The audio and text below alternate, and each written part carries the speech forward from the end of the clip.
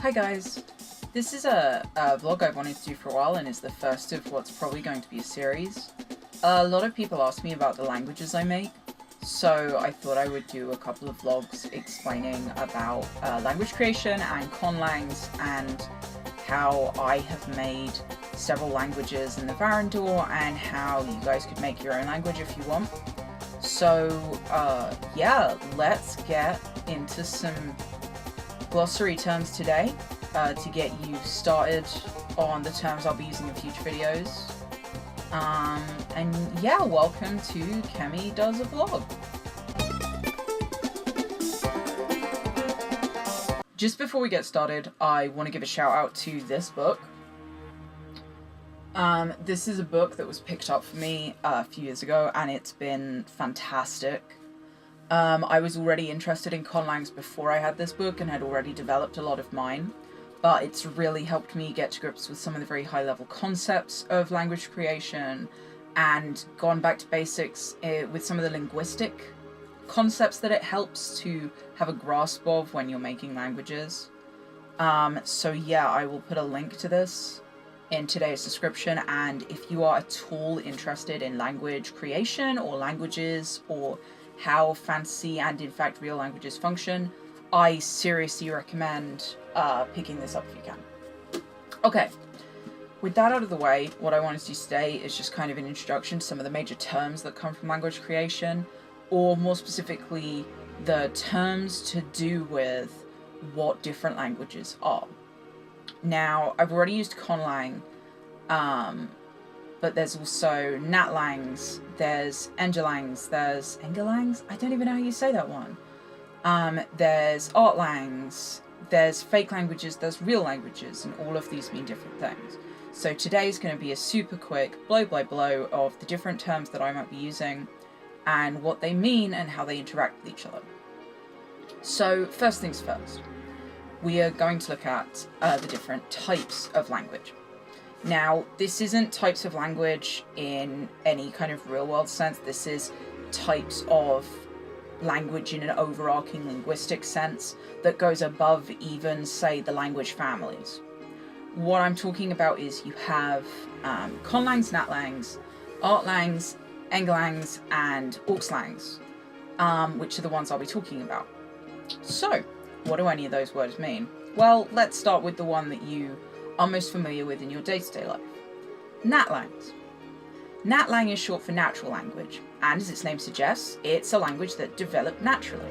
It's any of the languages you speak now, but also any dead language, or any other thing that has naturally developed through real-world use.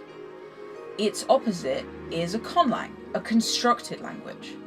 Now, this is any language that has been created on purpose by someone. While you may be familiar with that meaning fantasy languages, such as those created by Tolkien or those you would come across in Game of Thrones, really what it means is just a language someone made, and because of that, it includes a lot of real-world languages that were made on purpose. A real-world example of conlang is Esperanto, which was made on purpose by people. It's still constructed despite being a real-world language. Now, this takes us to our other kind of languages, all of which are conlangs. These are categories of conlang: the Artlang, the Engelang, and the Orcslang. An Artlang is short for an artistic language. As its name would suggest, it's a language made for an artistic purpose. It might be for an aesthetic reason, it might be for a fictive reason, but overall it's created with art in mind. Its exact opposite, in many ways, is the Orcslang, a language created to serve an auxiliary purpose. Because of this, an Orcslang usually functions to bridge the gap between different languages or different communities. It can be used to bridge dialects and make something new out of them, or it can be used to create something that people across the world can speak. Finally, we have the Engelangs. These are engineered languages, languages that are made with a particular rule or linguistic effect in mind. Maybe it's a language that contains no verbs. Maybe it's a language that doesn't have the letter E. Whatever it is, the creator of the language has had in mind a particular linguistic goal, and the Engelang is how they achieve it. Now that we've looked at the basic types of conlangs, and of course Natlang, let's look at the difference between a real and fake language. Now, as well as being a Nat or a Conlang, something might be real, fake, or fictional. These kind of form a Venn diagram. All Natlangs are real languages, but what might confuse people is so are a lot of Conlangs. Not all fictional languages, however, are Conlangs. Some of them are fake. What's the difference? It's pretty simple. A real language is one that really functions, whereas a fake language is just a collaboration of sounds and words that sound right but mean nothing. In that sense, a Conlang often is a real language. It might be very small, but that's just because it's not finished yet. As long as it has a structure and sensical foundations, it's a real language because if expanded, it's one you could speak, or write, or use.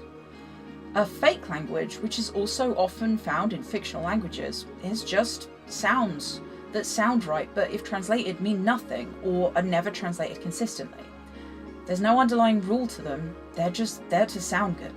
Which is fine if that's all you need them to do, but if you're interested in creating something deeper, you're not making a fake language anymore, you're making a real one. It's just a constructed language that you made up. Last of all, let's look at some other useful terms. You'll be familiar with the words dialect and jargon, possibly. What do these mean? Well, a dialect is any instance of spoken language. Everything is a dialect. There's actually no real version of any language. Even the one which has the most prestige or is considered the correct way to say it is just another dialect. It's just one that's more well known or fancier than the rest. Jargon, meanwhile, is a type of language which exists within another language and is created by a community or group from their particular experiences or day-to-day needs. You'll be familiar with office jargon, but a lot of people make jargon. You and your friends possibly have jargon, words which make sense to you, but if an outsider came in, would make no sense to them. These are slightly different from, say, a code or a cipher, because jargon isn't meant to be indecipherable, it just naturally develops that way, whereas a code or cipher based on an already existent language is something which is created purposefully to be unreadable to those who don't have the secret key that allows it to be understood.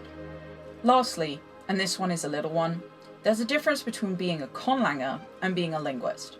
A conlanger is someone who makes up languages, especially if you do it a lot. There's someone who does it for fun or for their own purposes, but what they're doing is constructing languages, and that's where the word comes from. A linguist, meanwhile, is someone who engages in the scientific study of language, usually in a place of education. They're actually studying scientifically languages and linguistics and don't make those things up. They just look at the ones which already exist and find things out about them and from them, about us and the people who made them and the ways that languages form. Lastly, I'm just going to give you a few of the words you're going to hear me use a lot, because when I'm talking about languages, I'm going to be using my ones.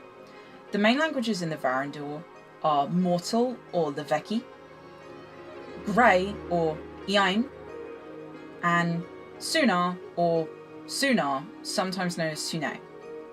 There's also Trade Tongue, which is the common language spoken by the folk and the other languages when they want to communicate with each other. All of these languages are fictional. They're also all real.